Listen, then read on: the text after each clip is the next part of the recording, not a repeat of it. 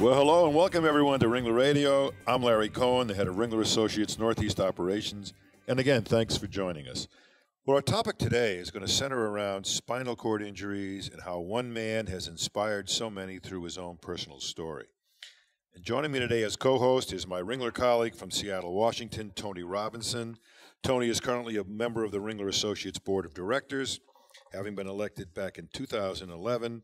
He's got more than 22 years of experience in claims and structured settlements and is also a fan of the Oregon Ducks. Welcome, Tony. Go Ducks. Thanks, Larry. I like passionate fans. They're always good to hear from. Well, our special guest today is Todd Stabelfeldt. Todd's a spinal cord injury victim and an advocate for those who've suffered the same injury. He has his own foundation, the Todd Stabelfeldt Foundation, which provides support and services to spinal cord injury patients. And he's also a motivational speaker. He's a businessman and just an all-around terrific guy. You can find out more about Todd on his foundation's website, THETSF.org. I guess it's the Todd Stabelfeldt Foundation.org. Todd, I think that's what it's all about. Welcome to Ringler Radio, Todd. Thank you very much. I appreciate it, Larry and Tony. Well, let me ask you a question, Todd. We're thrilled, obviously, to have you with us here today, but I want you to let our audience hear more about your backstory. Tell us what happened along the way. Sure, no problem. Well, I was born in Seattle, Washington, back in 1979, with a mom and sister and dad, sort of a normal American household. My dad worked night shifts at a grocery store, and my mom owned and still owns actually a beauty salon. About 4 years into my life, my dad was coming home on a graveyard shift, and it was really early in the morning, and he was an avid motorcycle rider. And on his way home, a deer had sort of came out on the highway, and he was sort of maneuvering to get around the deer. At the same time, an oncoming car was coming, and so he was sort of gambling with that. And it was actually a pickup truck, and pickup truck also swerved to sort of miss my father, and at the same time, the truck had a bunch of stuff in the bed, and it all just sort of spilled out on the road, and my dad couldn't manage all of those obstacles. So he put the bike down, and he slid into a guardrail, and it threw him off a cliff where he fell 128 feet. And so he died when I was 4.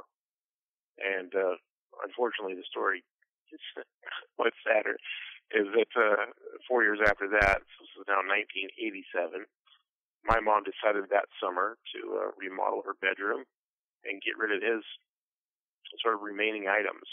That was the summer of my second grade year going into third grade. And unfortunately, some of those items were his rifles and ammunition. So she put it in a spare room.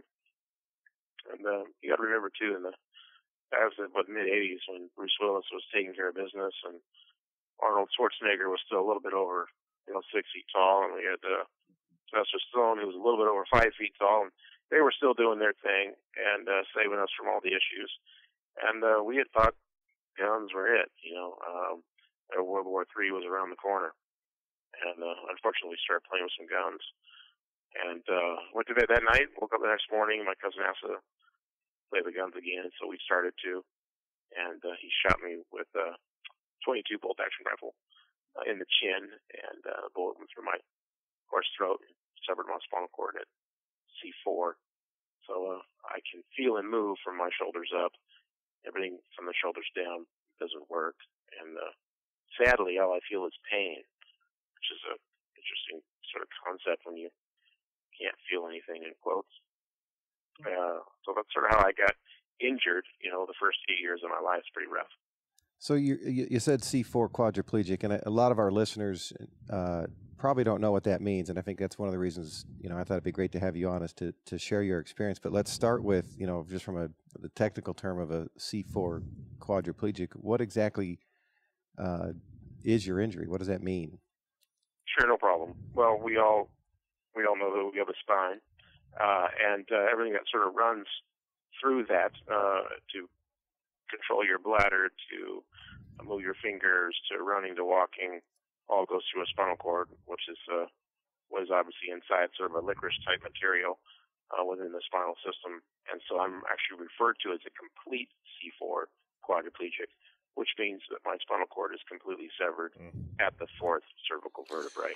I think what struck me when I met Todd, and what really impresses upon me with any of the clients that we meet, Larry, that are facing the same issues that Todd has, is so many of the stories, tragic as they are, there's a lot of really positive things that those people are doing. And I think, Todd is really the epitome of that in many, many ways. And but the fact remains, with the challenges that you face every day, I mean, how do you stay so positive, and what keeps you going every day? Well, one of the things that I've always been told is I'm pretty real, pretty authentic, and sometimes that's not so fun to hear, whether it be about my life or your life. But how I present myself is just basically a mirror. So like, for example, like right now, Tony and Larry, you're talking to me on the phone, you're asking questions, et cetera, et cetera. But really what you're also doing is you're looking at yourself, and you're also addressing some things that either you haven't dealt with or you don't want to deal with, or you're just beginning to. Because what I have found in my life and in my presentation is I'm presenting you in sort of this sort of beautifully broken state, completely naked. And you can't help but wonder, wow, well, if he's doing that, what am I doing? And that's not me putting myself on a pedestal, because trust me, brothers, I don't want this role, but I got it. And so what are you going to do with it? You can get up every day and you can make a bad choice. But my personal sort of opinion or mantra for me is I try to make more good decisions than bad. And I'm very, very blessed to have a king that I love, that I'm in love with, that every night it might be painful, but in the morning I get a new day. And for me, how do I stay positive? It's a lot of prayer, it's a lot of accountability, and it's a lot of being with people in the midst of their pain and suffering. Part of what Larry and I do as a part of our job, and part of what you're doing with one of your many business opportunities, is it kind of gets down to the financial aspects of a settlement and what that could mean to somebody facing these issues. And a lot of the money that a spinal cord injury settlement recipient is going to spend the money on, what they're going to use it for, is going to be technology to help them in their day-to-day life. And maybe you could tell us a little bit about what the technology is and how it has helped you do what you do. Yeah, absolutely.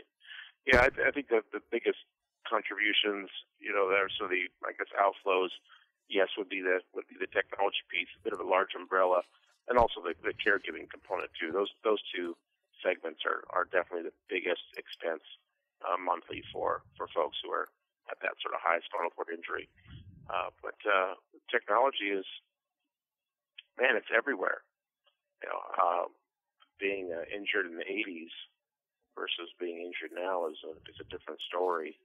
And what I have found, at least in my life, is that I've been wanting technology to catch up with me, and it is starting to. I love the fact that I can turn on the phone and call you guys, or you can call me and pick up a phone.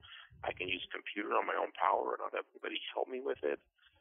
It's pretty incredible stuff. And if you're going on a date with your girl, she doesn't have to tie you down in the van with motorcycle straps like back in the 80s. You get in a minivan and it's all locked down, everything puts them good to go, and you're ready to be with her.